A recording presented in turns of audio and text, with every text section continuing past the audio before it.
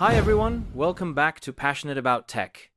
I'm excited to bring you another practical computer science tutorial today. In this video, we're covering how to check disk health using CHKDSK in Windows 11. Perfect if you're noticing slow performance or errors on your drive. We'll go step by step to scan your disk, and I'll share some tips to avoid common issues. And let's get started.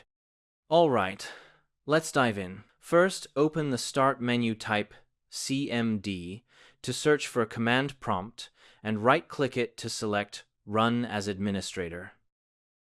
This is important. CHKDSK needs admin rights to work properly.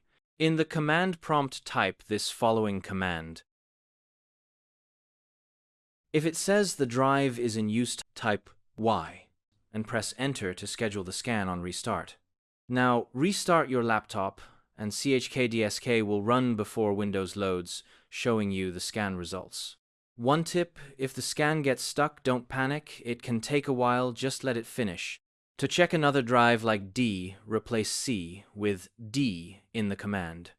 That's it for today's tutorial. If you found this helpful, please hit that like button and subscribe to Passionate About Tech for more awesome tech tutorials.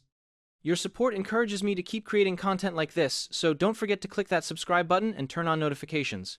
Let me know in the comments if CHKDSK found any issues on your drive. I'd love to hear. See you in the next video.